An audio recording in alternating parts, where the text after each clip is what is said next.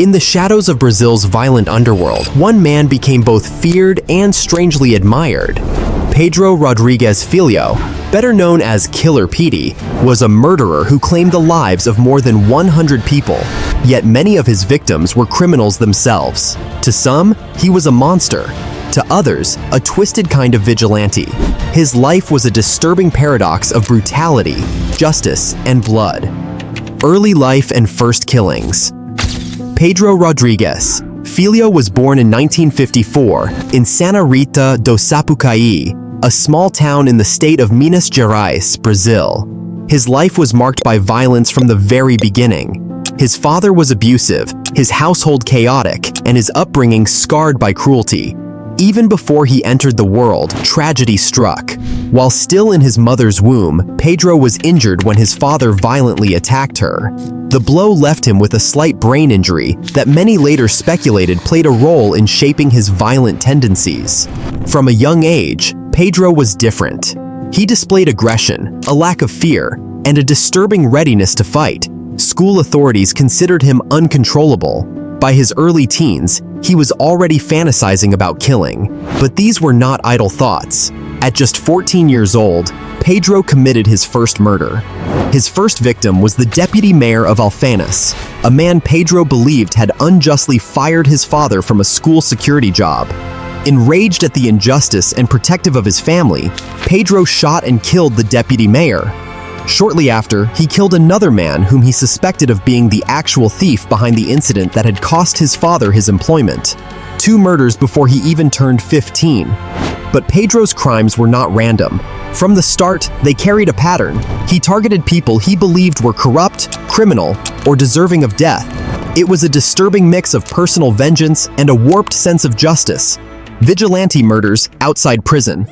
Pedro's early killings set the stage for a bloody vigilante career.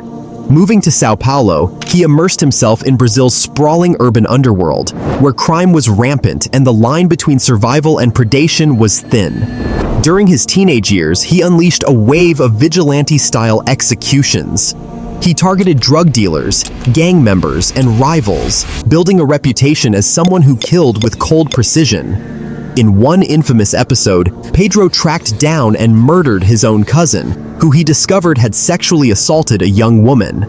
Maluco caiu elemento aí e engravidou a minha prima, entendeu?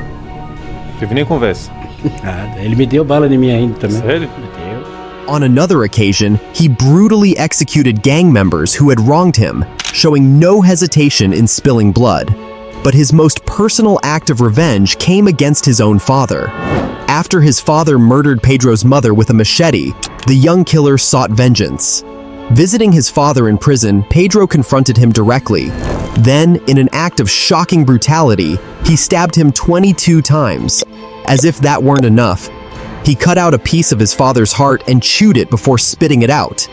Não, para matar na cadeia. Foi na cadeia? Foi. Mas chegou a trocar palavra nenhuma ou nada? Não. Só. Que é aquela história do coração, né? Que é... Mas eu não, eu só masquei. Que eu cortei o bico do coração. This moment cemented his reputation as a man who lived by his own merciless code. Betrayal and cruelty would always be punished with death. By the time he was finally arrested at age 19, Pedro Rodrigues Filho had already killed at least 10 people. But in truth, his body count was far higher. Some estimates suggest he had murdered more than 40 individuals before even setting foot in a prison cell.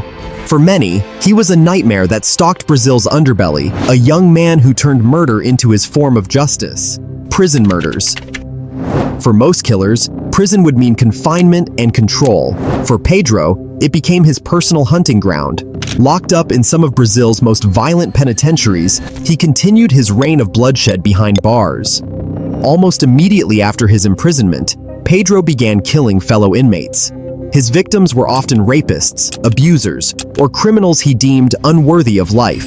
He claimed that killing such men gave him satisfaction, as though he were cleansing the prison population of evil. But his killings were not limited to moral crusades. Some murders came from disputes, power struggles, or sheer displays of dominance. Pedro adapted quickly to the brutal hierarchy of prison life. He became feared among inmates and even among guards. In one chilling episode, he killed several fellow prisoners within a single day.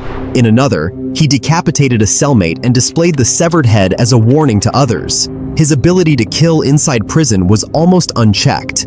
Over the years, he amassed dozens of victims while incarcerated. Officially, he was convicted of 71 murders, though he claimed to have killed over 100 people, many of them while behind bars. For this, the media dubbed him Brazil's most prolific serial killer. Yet, unlike many serial murderers, Pedro insisted his motives were different. He was not killing innocents, he argued. He was delivering his own brand of justice against criminals who, in his eyes, deserved to die. Reputation and release. Over time, Pedro Rodrigues Filho became a dark legend in Brazil. To some, he was a terrifying monster, proof of the savagery lurking within Brazil's criminal world.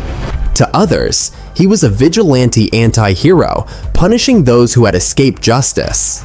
Stories of his actions spread through newspapers, radio, and eventually television. His name became synonymous with death and vengeance.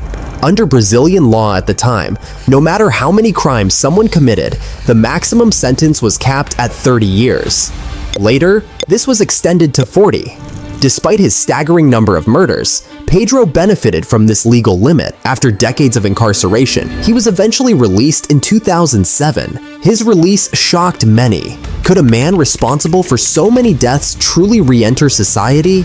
Pedro claimed he was reformed. He appeared in interviews, spoke about his life, and even began a YouTube channel where he discussed crime and gave warnings to young people about following his path. Astonishingly, the same man who had killed more than 100 people became something of an internet figure, recounting his crimes in chilling detail while presenting himself as someone who had changed. Still, doubts lingered. Could a man so steeped in blood ever truly escape violence? Final years and death. In his final years, Pedro Rodrigues Filho lived a strange existence. He remained a controversial figure, walking the line between celebrity and infamy. On one hand, he was a free man, engaging with the media and telling his story to audiences fascinated by crime. On the other, he was never able to shake the darkness of his past. On March 5th, 2023, Pedro's violent life finally came to an end. He was gunned down outside his home in Mogi das Cruzes, São Paulo. O assassino em série Pedrinho Matador morreu depois de ser baleado neste fim de semana em Mogi das Cruzes, na região metropolitana de São Paulo. At 68 years old, the man who had delivered death to so many others met a bloody death himself. The attackers, believed to be connected to organized crime, ambushed him and riddled him with bullets. O carro usado pelos criminosos foi abandonado em uma região de mata a cerca de 1 quilômetro do local do crime. His story closed as it had begun, with violence. The death of Killer Petey was met with mixed reactions. Some felt relief that a man responsible for so many deaths was finally gone. Others pointed to his strange legacy as both a killer and a self-styled executioner of criminals. To this day, he remains one of the most infamous figures in Brazil's criminal history, a man who blurred the line between serial killer and vigilante. Pedro Rodrigues Filho's life is a disturbing paradox. He was a killer, yes, but he was also a man who claimed to fight killers. His story forces us to confront uncomfortable questions. Can murder ever be justified if the victims are themselves criminals? Was Pedro a product of a violent environment, or was he simply evil at his core? What is clear is that his life was a cycle of blood that could not be broken. From his first killing at age 14 to his violent death nearly 6 decades later, Pedro lived and died in the shadow of violence. He remains a cautionary tale of what happens when justice becomes personal vengeance, and when murder is used as a tool of morality. So, what do you think? Was Killer Petey a monster, a vigilante, or something in between? Share your thoughts in the comments below, and if you want more chilling true crime stories from around the world, subscribe and join us next time as we uncover the darkest mysteries of human nature.